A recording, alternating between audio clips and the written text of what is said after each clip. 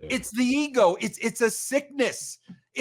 And bro, they can't walk away from it. So of course she's going to do the interview with Bill saying, "Oh yeah, I would love that one more shot." Bro, it's the Peter Pan syndrome. What's up, everybody? This is Dr. Chris Featherstone here for yet another episode of Writing with Russo.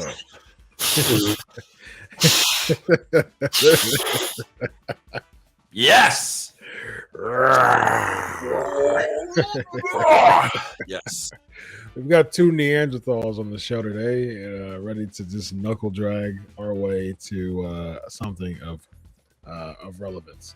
So here's the thing, ladies and gentlemen. Speaking of relevance, the legendary Bill Apter interviewed WWE Hall of Famer Trish Stratus, and Trish Stratus said that she'd be interested in coming back to have a match against Becky Lynch. Are you planning on another eventual comeback? I mean, if someone's out of line, Becky Lynch, I might. Oh, What? really? What's that? Yeah, that I could see that. Not only would that be one of the toughest matches of your life, that would also be huge. It No, would really be nothing. Yeah, she's a little out of sorts right now. Got a lot on her mind, and I think I could take advantage of that. Don't tell her I said that, and maybe just slip in there and just beat her.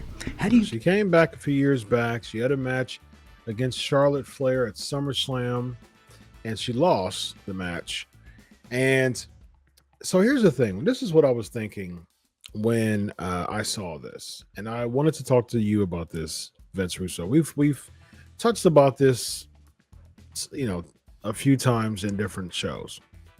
Recently, also, Lita came back and competed against Becky Lynch, and she lost the match. Now, here's the thing, Vince. When legends come back from the woodwork, all right, so when a legend comes back, this legend's going to have just a spot run. 99% of the time, the legend loses. So what would Trish Stratus do?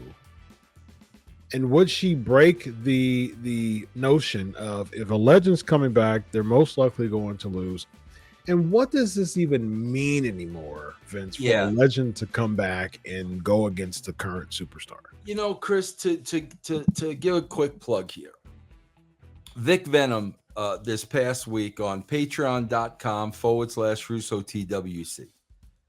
He made the comparison of the wrestling bubble and Never Land.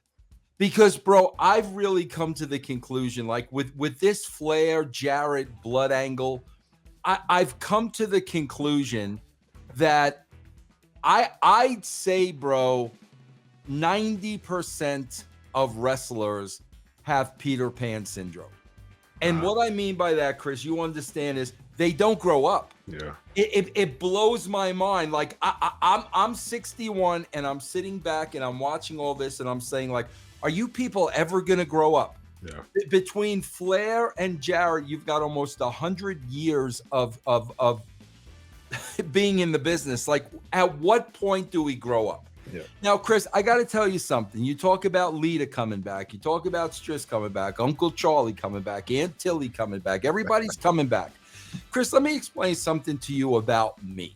Mm-hmm. Okay? I get that every day, 100 times a day. If the WWE called, if AEW called, if that one called, if this one called. Okay, Chris, I'm 61 years old. I worked for 3 companies.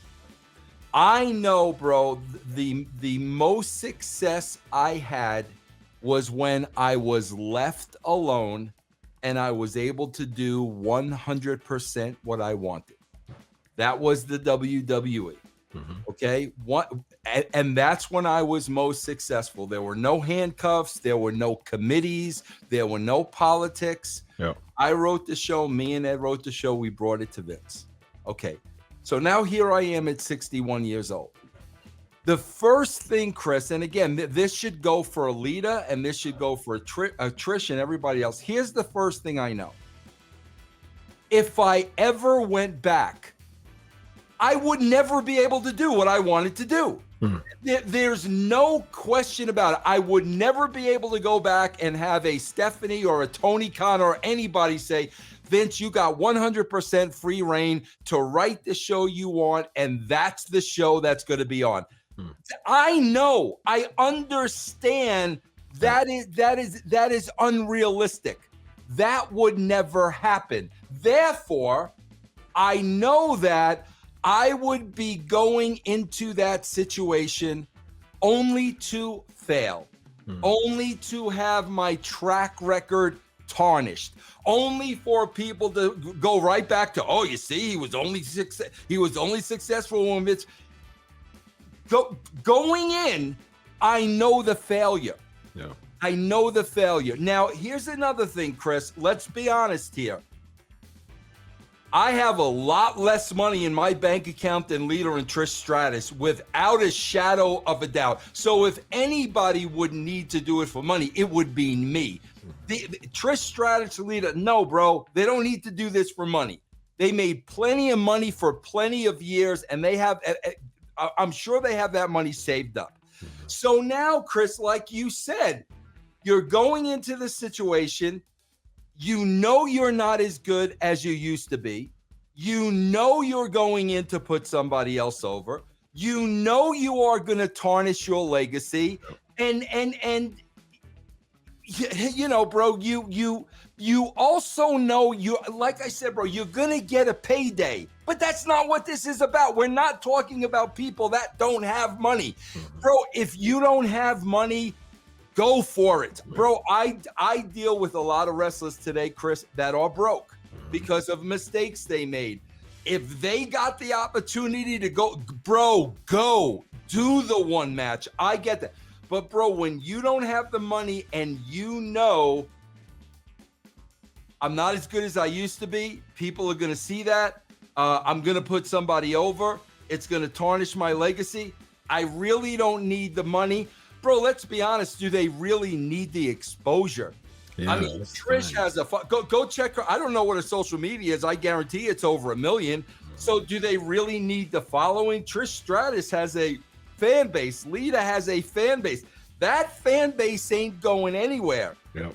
Here's what it all comes down to, Chris, and this goes right back to Never Neverland Peter Pan syndrome. It's the spotlight, bro. Yeah. It's the ego. It's a sickness. And bro, they can't walk away from it. So of course she's gonna do the interview with Bill saying, "Oh yeah, I would love that one more shot." Bro, it's the Peter Pan syndrome. And here's the thing about it, Chris. I know this exists in wrestling without a shadow of a doubt, but it's weird, bro, because I don't see this in other sports. Like, you know, bro, I'm a big baseball guy. Once a baseball player retires, I see them take that next step. They become an announcer. Maybe I'll be a coach for a minor league team. Maybe I'll manage. They kind of take that next step. I've never seen a baseball player come back at 48 years old and say, I want one more time at the plate. I don't know why that's so difficult for wrestlers. There's so many ways out there for them to make a living, bro, beyond competing at WrestleMania. I wish I had Trish Stratus's following. You know what I would do with that if I had that? But again, bro, it's this, God, it's just this never growing out of the business. And I think that's why a lot of people hate me, Chris. Chris, I've grown out of it. It's in my rearview mirror. I've been there and I've done that. I've got no desire whatsoever to go back. I got a completely different life now. And I can't rationale just the inability to move on, bro. I've never seen anything like it the way it's in the wrestling business. And this ain't a knock on Lish or Trina or any of them. Bro, this is across the board. Flair's getting back in the ring at 73 years old. Now, bro, let's be honest. He probably does need the money. So, like, that's probably a whole different set of circumstances. But you think Jeff Jarrett really needs the money? I mean, I don't. Yeah. But and I got to tell you, Chris, it's hard for me to watch. It really is hard for me to watch. Yeah, Trish Stratus has 2 million followers on Instagram. There you go. You know what she could do with those 2 million followers, bro?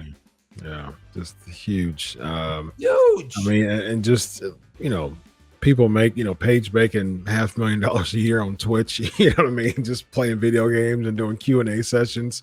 That's a heck of a living right there.